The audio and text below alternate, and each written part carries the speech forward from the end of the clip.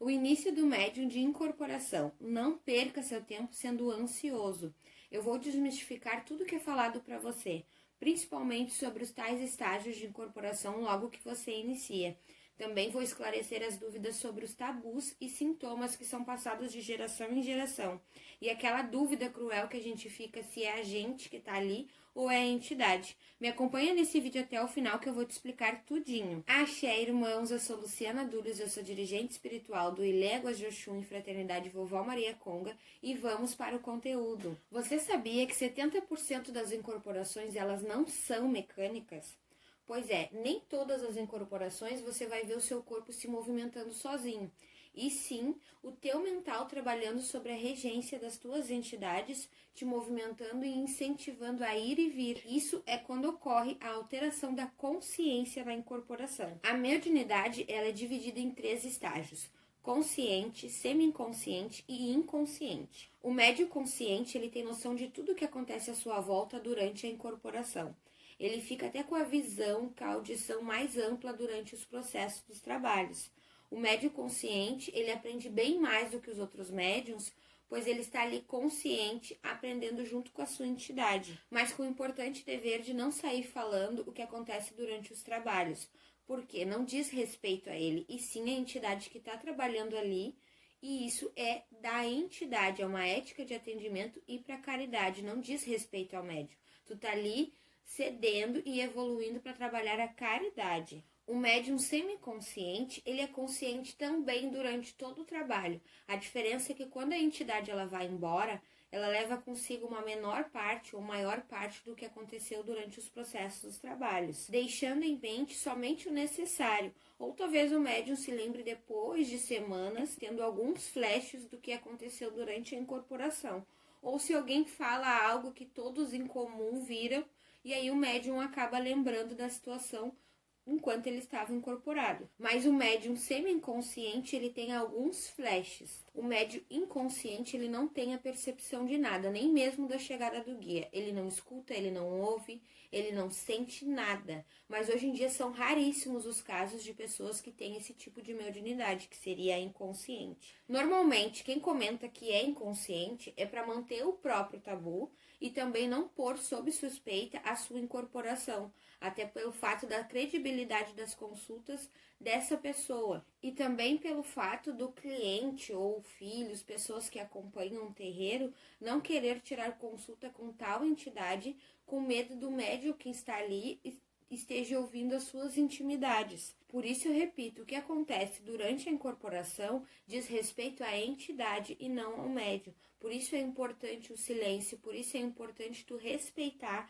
a tua entidade que está ali presente e aquilo não diz respeito a ti, isso é ética de incorporação. Podemos afirmar que médiuns de 20 a 30 anos atrás ainda tenham esse tipo de mediunidade inconsciente, mas hoje em dia de fato não acontece mais. Mas durante o processo de desenvolvimento, o médium que está iniciando e está prosseguindo com seu desenvolvimento dentro do terreiro, ele pode ter os 3 estágios, assim como os antigos também têm.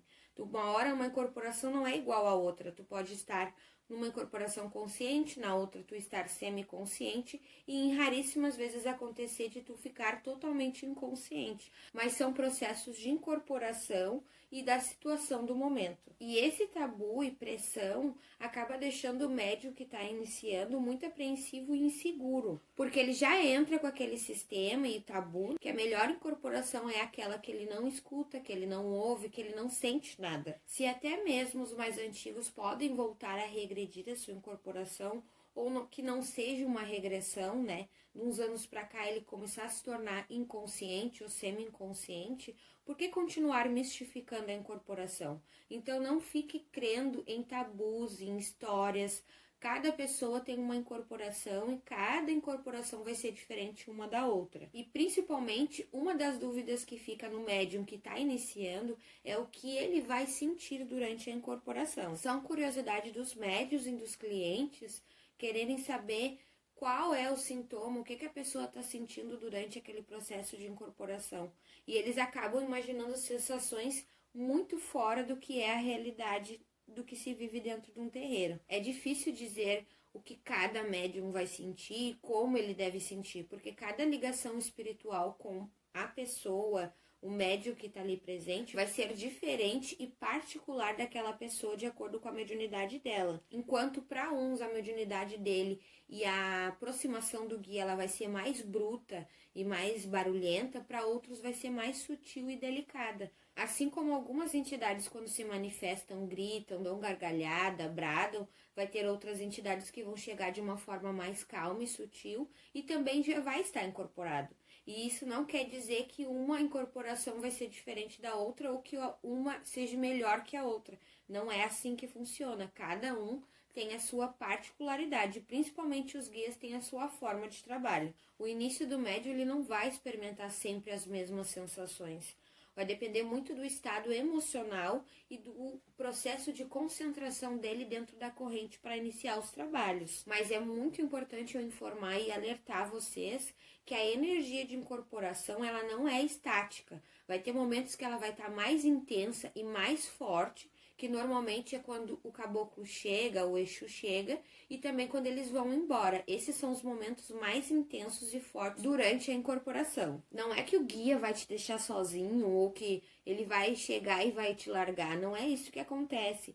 O que acontece é o quê? A gente não tem suporte para aguentar uma energia tão intensa e bruta o tempo inteiro. E também pode variar o tempo de incorporação que tu tá ali. Porque às vezes tem trabalhos e serões que a pessoa fica muito tempo incorporada.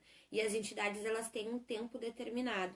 Então, às vezes, a aproximação deles vai estar mais forte e às vezes eles vão estar um pouco mais resguardados, mas tu está incorporado ainda. Está sendo feitos os preceitos, está sendo feitos os trabalhos. Então, não quer dizer que a tua entidade te largou e que tu não tá mais incorporado, é tu que tá ali. Não, a tua entidade continua contigo. Se ela chega, tem os processos de chegar, ela vai ter os processos dela ir embora. Não é assim para te pegar e te largar do nada no meio do salão ou no meio dos trabalhos. Para os iniciantes, ainda antes de eles se incorporar, eles já sentem e vê a presença do guia perto deles. São sinais que o médium aprende durante o seu desenvolvimento, onde já começa a aproximação do fluido e as sensações e sintomas, que de pessoa para pessoa pode acontecer de sentir calor, frio, tremores, né, o coração acelerar, suor excessivo, pode sentir vontade de chorar, de rir, vai sentir coisas boas também. Mas isso são sintomas que antecedem a incorporação. Mas é importante não se apegar aos fenômenos físicos. Nem sempre porque tu vai sentir um tremor ou algo assim, ou se tu não sentir nada, não quer dizer que o guia não tá ali. Eu vou te explicar de uma forma mais fácil para te entender. O desenvolvimento ele tem 3 estágios. O primeiro estágio é intuição, o segundo estágio vai ser a aproximação do guia e o terceiro vai ser a incorporação. Seguindo essa tese, tu vai ter um entendimento mais amplo do que está acontecendo com o teu desenvolvimento. A incorporação, ela começa com a alteração da consciência, onde acontece o afastamento do teu perispírito para o guia comunicante se adentrar e assim de fato tu estar incorporado. E quando você é puxado para o desenvolvimento, seja na frente do tambor ou no congal, dependendo da casa e da doutrina, os giros vão ajudar o guia a que você que está ali em desenvolvimento perca a noção do tempo e espaço. E conforme os giros, o caboclo vai conseguir se encaixar no teu perispírito e assim alinhar os teus chakras para o processo de incorporação, para que o guia e o médium se tornem um só, e assim se solidifica a manifestação daquela entidade ali presente. Não force a sua incorporação para que ela fique igual a do seu irmão, ou os trejeitos dos nomes que é dito para ti, eu trabalho com Ogum. Então tu começa a puxar no teu desenvolvimento os trejeitos de Ogum. Assim tu acaba perdendo o que é de mais único em ti, da tua mediunidade. Tu tem que deixar com que a entidade se manifeste como ela é, e não tu puxando os trejeitos dos irmãos ou das entidades que carregam o mesmo nome que a tua. É comum ter semelhança nas incorporações, mas não são iguais, são semelhanças. Todos ali manifestados, eles têm os mesmos propósitos, que é praticar a caridade, independente da forma que chega, independente da forma que vai girar ou bradar. Todos têm o mesmo propósito. O padrão imposto ali é praticar a caridade e não um padrão de incorporação de como o guia deve chegar. O médium, quando inicia a incorporação, ele quer se entregar de uma tal forma, ele quer se incorporar todo o plano e acaba botando a emoção para fora, a ansiedade para fora, que ele se torna tão presente e perceptível durante a incorporação que tu está ali presente, o teu guia junto contigo. E isso pode acabar atrapalhando, porque são dois espíritos, cada um puxando para o lado, e sendo que quem tem que conduzir é a tua entidade. Essa emoção de se entregar e de tu querer trabalhar e de tu querer se incorporar vai acabar te atrapalhando. Essa é a diferença dos médiuns iniciantes para os médiuns mais experientes.